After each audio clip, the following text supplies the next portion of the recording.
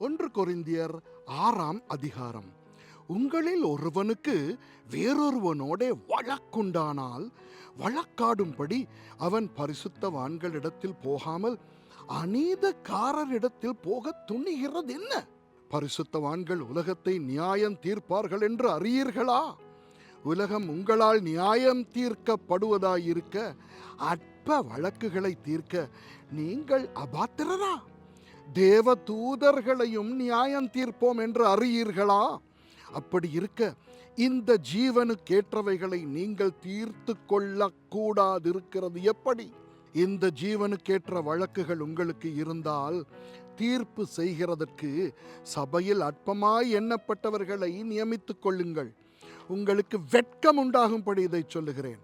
சகோதரனுக்கும் உண்டான வழக்கை தீர்க்கத்தக்க விவேகி ஒருவனாகிலும் உங்களுக்குள் இல்லையா?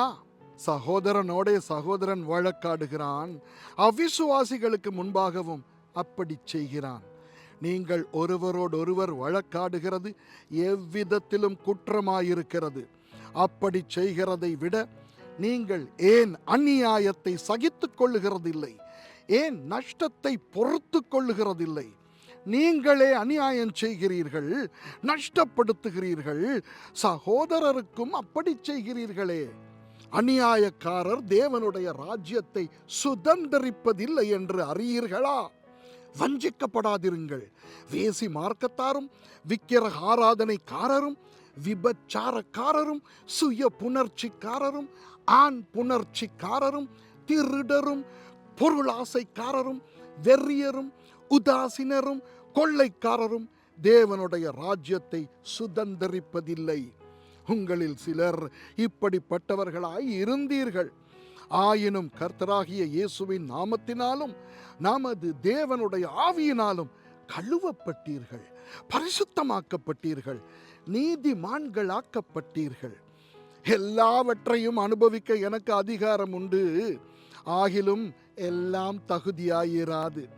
எல்லாவற்றையும் அனுபவிக்க எனக்கு அதிகாரம் உண்டு. ஆகிலும் நான் ஒன்றிற்கும் அடிமைப்பட மாட்டேன். வயிற்றுக்கு போஜனமும் போஜனத்துக்கு வயிறும் ஏற்கும். ஆனாலும் தேவன் இதையும் அதையும் அழிய பண்ணுவார். சரீரமோ வேசித்தனத்திற்கல்ல, கர்த்தருக்கே உரியது. கர்த்தரும் சரீரத்துக்கு உரியவர். தேவன் கர்த்தரை எழுப்பினாரே, நம்மையும் தமது வல்லமையினாலே எழுப்புவார். உங்கள் சரீரங்கள் கிறிஸ்துவின் அவயவங்கள் என்று அறியீர்களா? அப்படி இருக்க நான் கிறிஸ்துவின் அவயவங்களை வேசியின் அவயவங்களாக்கலாமா? அப்படி செய்யலாகாதே. வேசியோடு இசைந்திருக்கிறவன் அவளுடனே ஒரே சரீரமாய் இருக்கிறான் என்று அறியீர்களா? இருவரும் ஒரே மாம்சமாய் இருப்பார்கள் என்று சொல்லி இருக்கிறதே. அப்படியே கர்த்தரோடு இசைந்திருக்கிறவனும் அவருடனே ஒரே ஆவியாயிருக்கிறான். வேசித்தனத்துக்கு விலகி ஓடுங்கள். மனுஷன் செய்கிற எந்த பாவமும் சரீரத்துக்கு புறம்பாயிருக்கும். வேசித்தனம் செய்கிறவனோ தன் சுய சரீரத்துக்கு விரோதமாய் பாவம் செய்கிறான். உங்கள் சரீரமானது நீங்கள் தேவனாலே பெற்றும் உங்களில் தங்கியும் இருக்கிற பரிசுத்த ஆவியினுடைய ஆலயமாயிருக்கிறதென்றும் நீங்கள் உங்களுடையவர்கள் அல்லவென்றும் அறியீர்களா? கிரயத்துக்கு கொள்ளப்பட்டீர்களே. ஆகையால் தேவனுக்கு உடையவைகளாகிய உங்கள் சரீரத்தினாலும் உங்கள் ஆவியினாலும் தேவனை மகிமைப்படுத்துங்கள். ஆமென்.